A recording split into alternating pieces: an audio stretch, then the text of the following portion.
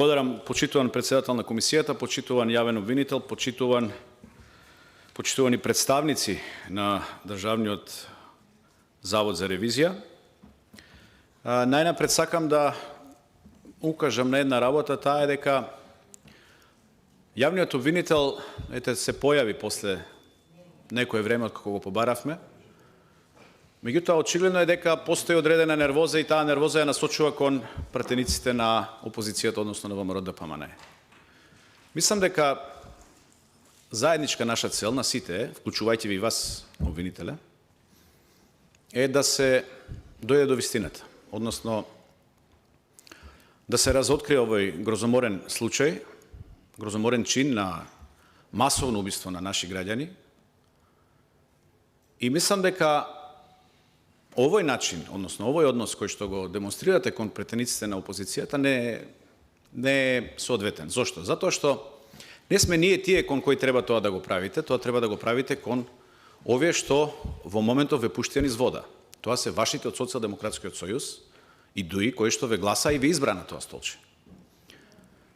Минатата пред некој ден имавме тука средба со министерот за внатрешни работи кој што јасно ве посочи вас како, можеби не како личност, меѓутоа како обвинителство, дека вие сте тие кои што ги кочите процесите.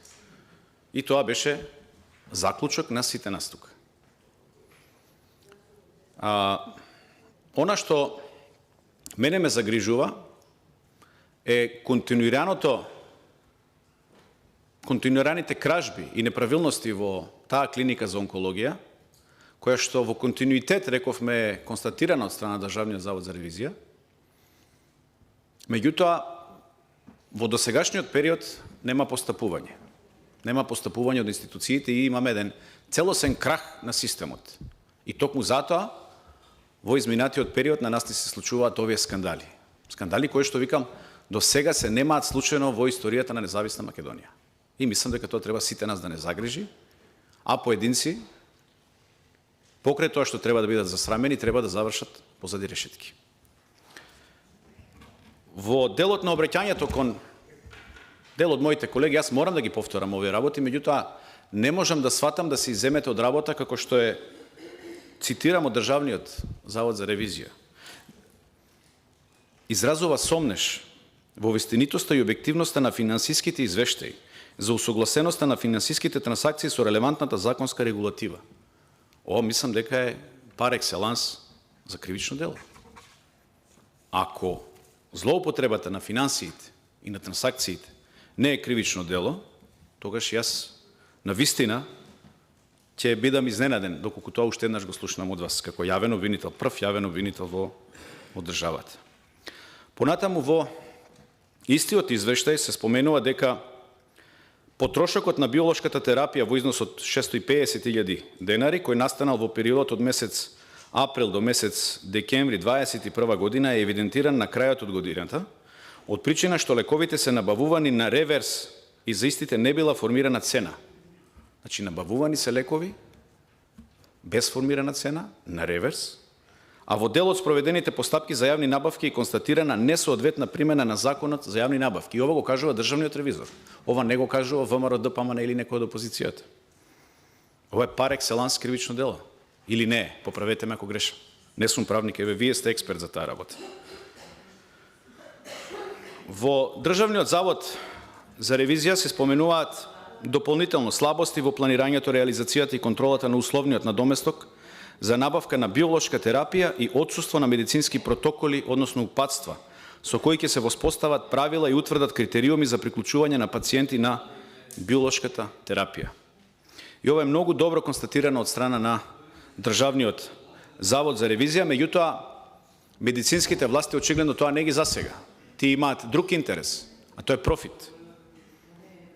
Понатаму, сметководствената и материјалната евиденција на залихите не се усогласени и истите не се потврдени со состојбите на спроведениот попис, а до фондот е фактуриран потрошок на лекови во дневна болница на износ понизок од евидентираниот потрошок на материјалната евиденција. Плюс дополнително беше споменато тука од државниот ревизор, луѓе на кои што им се правел попис учествувале во самиот попис. катастрофален однос од страна на здравствените власти, односно на директорот, кој што веројатно ќе биде дел од структурата која што најверојатно ќе биде обвинета за случајов. Понатаму, во постапките за сервисирање на опрема за која економските оператори имаат монополска позиција, а тука се знае на кој се мисли, на таа фирма што многу пати денеска беше спомената, ексклузивно право се склучуваат договори за целосен сервис при што не постои можност да се спореди и утврди реалноста на исплатените средства во однос на обемот на извршените услуги. Набавен линеарен акцелератор, внимавајте, од страна на Министерството, значи сме купиле линеарен акцелератор, кој до денот на вршење на ревизијата не е ставен во употреба. Сме купиле и ни стои некаде во ходник. И никој не одговара за таа работа.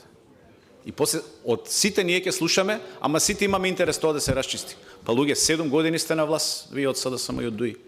7 години. Ако имате интерес да се расчисти, што досега не го расчистивте? Чекавме да пукне скандалот, чекавме да стигне извештајот од Државниот завод за ревизија и сега сите глумиме некаква загриженост. Сега сме сите за. Така е, колешки, глумите загриженост, затоа што не го повикавте на одговорност претходниот министер. Ке ве молам, не да фрлете, земете реплика и ќе се разбереме на говорница. Така е, веднаш земете. Понатаму, во одлуките за јавна набавка не е дадено образложение за потребите од набавката што не е во согласност со член 77 од Законот за јавни набавки. Почитувани колешки. Во 3 постапки за јавна набавка, од кои 2 се однесуваат на набавка на онколошка медицинска опрема, а една за надградба на системот за запишување и верификување на радиотераписки третман и надградба на уредот за брахитерапија, согласно кои преземени со обврски во износ од 47.000 денари, констатирано е следното. Предметот на набавките не е деллив, а поради софистицираноста на опремата во техничките спецификации се наведени повеќе поединечни ставки, компоненти, од кои истата е составена. Овие ставки не се опишани на јасен и недвосмислен начин, што значи дека некој тоа го планирал така да се случи. Со кој во целост ќе се дефинираат техничките карактеристики на опремата кои ги задоволуваат потребите на клиниката. Иако во техничката спецификација секоја ставка е наведена поединечно, внимавајте, во тендерската документација во делот финансиска понуда се бара економските оператори да достават групна цена, без да се наведе поединечна цена за секоја ставка. Начинот на кој е дефиниран предметот на набавката му овозможува на економскиот оператор субјективно да ги определи техничките карактеристики на опремата и создава ризик истата да не ги исполнува во целост потребите на клиниката.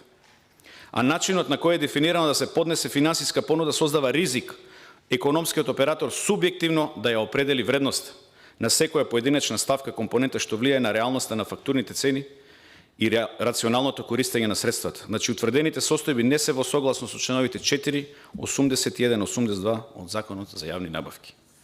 Кога нешто не е во согласност со закон, а се работи за пари и злоупотреба на пари, мислам дека е јасно што треба да се случи, односно што треба да се направи. Имам само едно прашање до Државниот ревизор, а тоа е дали во текот на ревизијата, почитува ревизор, кој што патем речено морам да кажам дека одличен извештај имате направено, без никаква партиска боја, и тоа го поздравувам. Меѓутоа едно прашање имам. Дали во текот на ревизијата утврдивте дека директорот на клиниката, за кој излегува информации дека е еден од главните за состојбите во онкологија, кој според информациите бил одговорен и за одреден оддел. Таму ги има 16-17 оддели, ако не се лажам. Еден од тие оддели бил воден од страна на директорот, бидејќи експерт за таа област. Значи, дали примал пациенти кои не биле за тој оддел, односно примал пациенти кои биле наменети, односно требало да бидат прегледани и примаат терапија во други оддели. И мислам дека ова може би ќе му помогне на јавниот обвинител во дополнително расчистување на случајот. Доколку е така, би било добро да знаеме, доколку не исто така е добро да се знае. Понатаму до јавниот обвинител имам во 2012 споменавте дека имавте кривична пријава за едно лице. Меѓутоа таа пријава ви е отфрлена поради недостаток на докази. Тоа е со злоупотреба на членот 353. И каде е главниот проблем? ја отфрламе таа кривична пријава, односно ја отфрлате, а истото тоа лице продолжува да работи во таа клиника. И тоа не е никаков сигнал дека можеби дополнително ќе се случат злоупотреби од ваков тип и понатаму. Па затоа во 2016-2017 повторно имаме некакви злоупотреби, повторно имаме кривични пријави и тие кривични пријави се отфрлени поради недостаток на докази. Според информации кои кружат во јавноста, на таа клиника имало поплава. Поплава во која се настрадани одредени документи, значи документација, во изминативе неколку години зборува. Еве, можеби и тоа ќе ви помогне во истрагата. И јас се прашувам зошто во денот, односно во периодот кога тоа се случувало, дали тоа не било црвен сигнал дека таму можеби се случува некакво кривично дело. Затоа што гледавме во изминатиот период дека имавме поплави, пожари и така натаму, сега да не ги наведувам институциите да ја ширам работава. Дали истрагата се води и за лица во Министерството за внатрешни работи? Затоа што според информациите некои од соучесниците на наведениот директор Нино Васев биле тие кои што ги изнесувале лекарствата во Косово. Припадници на Министерството за внатрешни работи, кои што можеби се вклучени и во случајов кој што вие го водите. Можеби ќе ви помогне тоа во истрагата. Според дополнителни информации во јавност, на клиника за онкологија се споменуваат 2 тетратки, во кои од една вработена во тоа време во клиниката, ги нудела, значи, на тогашниот министер за здравство, меѓутоа истата била одбиена, дрско била одбиена, да не речем изфрлена од канцеларија, со можеби и закани. Почитуваната вработена сега е пензионирана. Според новинарката која што го објави ова во јавност, значи зборам работи кои што се во јавност, именуваната воопшто не е контактирана од јавното обвинителство и воопшто не е земен во предвид, не е земено во предвид тоа што е веќе излезено во јавност. Понатаму, последно прашање, со тоа ќе завршам. Дали е точно дека инспекторите кои ги одземале документите, односно документацијата во онкологија, не знаеле што да бараат, односно немале никаква подготовка претходно за предметот, односно што барале. Туку таму отишле со насока, одземајте се што можете, ќе видиме после. Мора ова да се заврши. Ви благодарам на вниманието.